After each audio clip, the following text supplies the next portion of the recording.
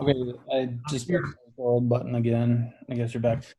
So yeah, it has such your eyes have such energy where, uh, I Right. mean, you take a computer camera and flash it, you give red eye. If you look in a deer at night or an animal at night, it will show that vortex. It will show that power of light that's coming out of there. Yes, and the point is that as far as evolution is concerned, there is no spiritual development. There's only physical development. So it doesn't, I mean, that's not in itself a total negating of what evolution and the theory of evolution proposes, but it is one major defect of evolution that doesn't take into account any of the spiritual, of, or how the spiritual and the physical and the mental interrelate with one another over. Right. So, I mean, I think I think there's more evidence against evolution than just that. The idea that creatures could change so drastically, even in a million years, to me is preposterous.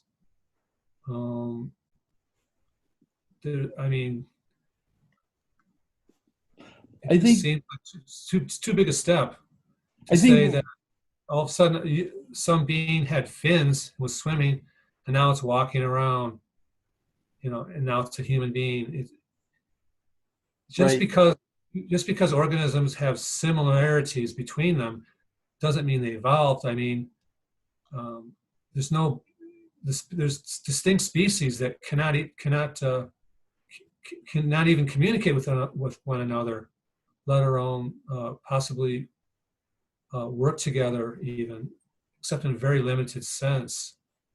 There's no connection. There's no spiritual uh, aspect that they share. Even if you take an ant and you take yourself, I mean, heck, there's not much. You're not going to be communicating with them, and it's impossible to imagine that somehow an ant evolved into a human being. Over. Sorry. Right. I mean, right now, I think we can look at the magnificentness of like the smaller animals, like the insects, the dragonfly, the fly, the spider, and Yeah. how it builds in. Like maybe a long time ago when they're dinosaurs, we can figure out the magnificence of the large animals. But right now, we're dealing with the small animals like the butterfly and how perfect they are, and Yeah, that's a good point. they're like you can't build one you can't build something of another. They're just created. And the Oahspe itself states that it's not a hard thing to do. It's not a hard thing for Jehovah to do to create replicas and to create these dinosaurs or whatever. I remember one part of the Oahspe. It states that actually dinosaurs go from one planet to another. Are you familiar with that? You'll have to say that to me again, and then I find it's a very new thought to me when you say go to one planet to the other. Well, What are you saying? they're able to, I don't with the genetics and stuff. They're able to. It's not a hard process. It's not a hard process for the all person Jehovah to do. Is put is Well, you're talking about replicate the dinosaurs, or bring one dinosaur gene to another. But the whole thing with this cosmogony and this universe of universes. I mean, we're dealing now with it used to be 150 billion universes, and then they called it the multi-universe. Now there's an infinite universes. So there's, to me, from my understanding, there's infinite creations, infinite corporal beings, Mhm. infinite life. I Makes don't, sense. I don't think anything else besides infinite. I mean, they keep on they keep on going like there's 1 billion, there's 50 billion. Why don't they Mhm. just why don't scientists just say first of all they're clueless on stuff as like evolution, stuff as like, I mean, why do scientists have to say um that that even the carbon dating of Uh, C14, why can't they just admit their mistakes? You know, well, I think they do in time. I mean, at one time, the Earth was the center of our solar system or the universe.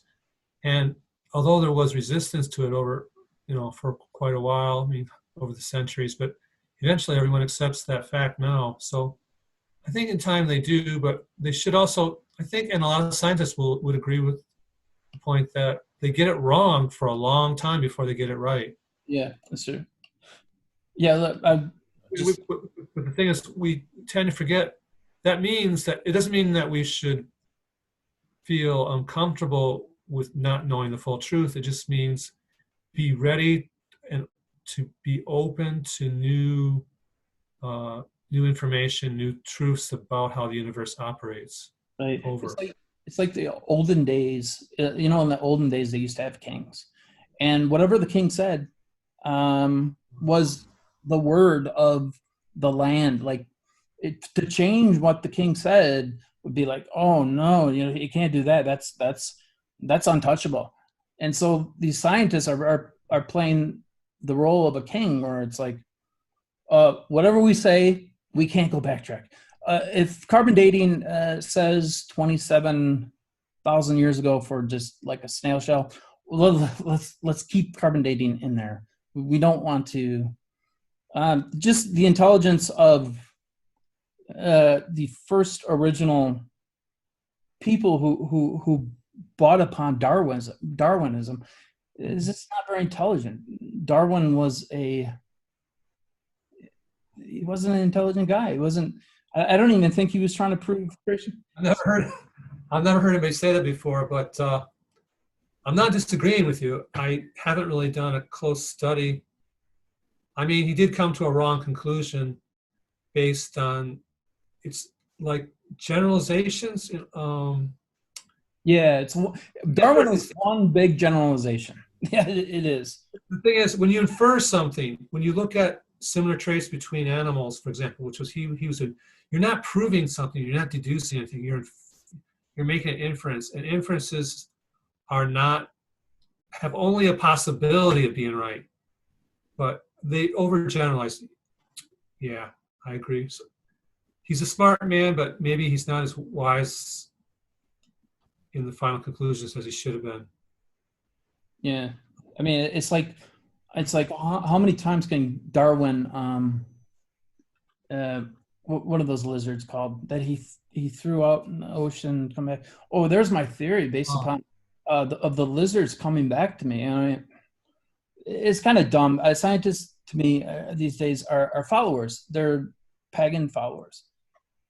Well, there's a lot of science nowadays is generated by research grants, basically. I mean, for example, global warming. I don't accept global warming except as a natural process, just as Oahspe describes. There's different cycles for different things. I'm not saying there isn't pollution. There is lots of pollution, and we should be fighting pollution, but the global warming thing is based on, the scientists now is based on, we accept it as true, and because we're going to get money if we say it's true, and we're going to be cut off from money if we say it isn't. It's a political reality.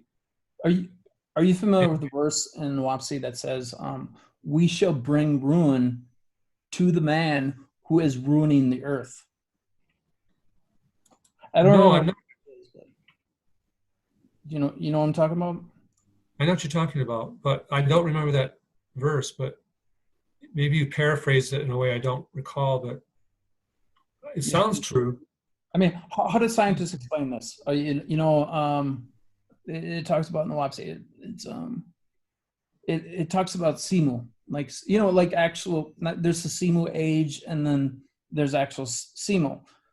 Now, the Oahspe says there's no seed in the Simu, and that spread. You've seen Simu, and there's no seed, and that there's an incredible amount of life. That is called life, Simu. There's no seed. There's no seed probably, at all. So I use the word. Explain that. It's I agree. It's something unique and original that we haven't seen.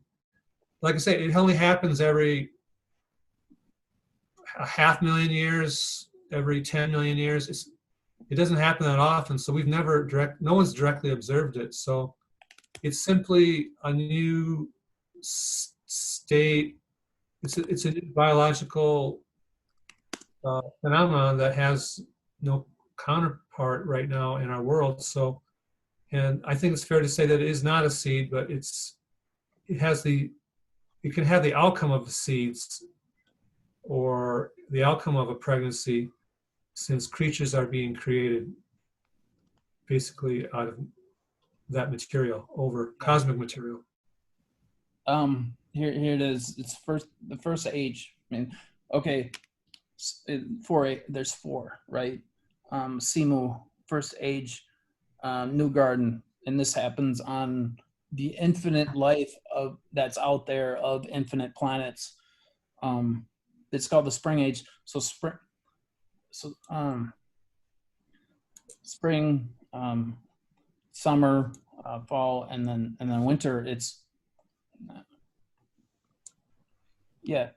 follows Hotu age. The Hotu age is a summer age, and this is metaphysical. It talks about the garden, and this is obviously metaphysical. Planting season over. Hotu. Jim Denon did a lot of re-explaining of this, and he was really valuable, I think, for a lot of us to have him simplify it for us. I mean, you can read it and get the same thing, but he, through diagrams and just using simpler language, made it more approachable. Yeah. Are you familiar with Hotu? Hotu there is only extinction. Are you familiar with this? It only in a personal sense. It relates to my life quite closely, I would say. No, I don't know. I mean, obviously a lot of species are dying out now. I'm not sure what to say about it, except that it's a given that yes, species die out. It could be due to viruses such as C19 or meteor showers. I don't really know, but obviously there's plenty of species that lived millions of years ago that are not here now. So it's very easy to believe there is such a season as extinction, here called Hotu, over. Okay, so it goes on to say, every species has allocated time during. I'd like to point out that even though I've read this before and it's never really taken hold, it's interesting. I grant it's interesting. I just know that our world is in such a state right now that we need to get to the heart of healing and creating communities of the new age where people work together well, live together well, in peace and harmony. I think perhaps the cosmogony information is indirectly useful in that it is showing us that we only have a limited time on Earth to do something. So, I mean, we all know, and it's just a reminder that your life will end at some point. It begins and it ends, and it begins, develops, and ends. And we have to find a way to make our time count in this world while we're still here. Something that's easier said than done. Over. Yeah. All men are in embryonic state, waiting to be born, and that birth is called death after death. So well put reference. Thank you. Yeah, actually, as far as the carbon dating goes, I went and did some research on that, and it isn't quite as extreme as it's true there is some miscalculation with the carbon dating, but it's not extreme. It's like 5%, 1%. It's not like you used to think this was 100,000 years ago, when really it was only 10,000 years ago. It's not like that. It's more like it was 100,000 years ago. Well, it was really 90,000 years ago or 95,000 years ago. So the carbon dating isn't a bunch of crock. It's just that they've had to, they found that they didn't have the formula quite down. That's how to make the I final. believe it's a clock. We can talk about that in another one. I believe Okay. it's a clock. I mean, I think it's ridiculous. I just think it. I mean, we could talk about that some other time. I just think it's ridiculous. All right. Well, anyway, I'm just bringing that up. Yeah. So, yeah, this is the garden. Like, I mean, this is metaphysical. This is metaphysical on the Ezra Bible. This is metaphysical in the Constantine Bible. This is metaphysical in in Genesis. In Genesis, the Torah. The garden. I mean, if I were to say garden to you, this right here. Not called the garden in Oahspe, but in Ashong. What does that mean to you? Like you know, the harvest, right? Harvest is the harvest of the soul. Mhm. Would you agree? Say that one more time. So the garden, the garden, and I know we're in disagreement with the law of one, but I think you would agree with me that the garden and the harvest is the harvest of man, like they're the essence of who they are. You know what I'm talking about? I think so. Yeah. You know, obviously, when I read stuff like this, I don't say to myself, "Okay, I got to remember this. Let's see, it's going to be 144,000 years. Got it. And then 4 times that is 576,000 years. Yeah. I'm not telling myself, got to remember these numbers. I just want to know the general concept, which is there are cosmic cycles, cosmic ages, where even bigger processes take place. I mean, we have hard enough trouble discussing the phases in one person's life, even looking at our own life and seeing how we have changed. So the idea that we're looking at the phases of galaxies and whatever's bigger than a galaxy, it's a pretty large concept to grasp. And it's probably easier to grasp once you're on the other side and you can study the heavens and outer space more closely since you're immortal. But for us, it's just sort of like some far off class. Kids aren't taking, calculus when they're in kindergarten. You might tell them there is such a class and they might sort of understand that it's really hard math, but it's the same thing for this. I think is that you can't say to yourself that I'm going to study everything in cosmogony and that's going to save me, that's going to resurrect me. It's information to be considered. It can be valuable as an analogy of how time and lives go through different phases. But I guess in the end, what I'm trying to say is it's probably not the most important words in Oahspe, in my opinion. But I'm not saying it's of no value, but I'm just saying no one should spend a lot of time trying to worry about the terminology and how it compares with other sources of knowledge throughout the world. Sorry, that was too long. Does that make sense? Do you agree with that? Or Yeah, I mean, there's some really good people in a lot of religions, and we're here. Jehovah is here to separate people, and that's my end. Well, come on, Bob. What do you have to say? No, I'm just laughing. Jehovah's here to separate people. You just say that again. No. To separate the sheep from You know, I mean, Well, I think what you should say, I think what you mean to say is, according to other religions, Jehovah's here is, there's a creator, there's a supreme being that separates us. I don't mean to laugh at you. I'm just laughing because I recognize the words as a Christian doctrine. You know, I'm not laughing at you. I'm sorry if you think so. I apologize. I'm laughing at the Christian use of those words. Does that make sense? yeah. It's only that you brought it up that I laughed because it's part of my Christian indoctrination. I was raised a Catholic.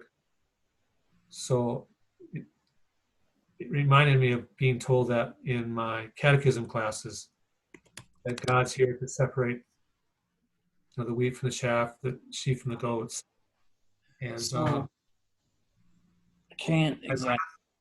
so I'm only laughing because it goes, if you say Jehovah, and what I know about the process of resurrection via Oahspe, that goes totally against about the concept of not completely, but literally it goes against the idea that the Creator is here to separate us.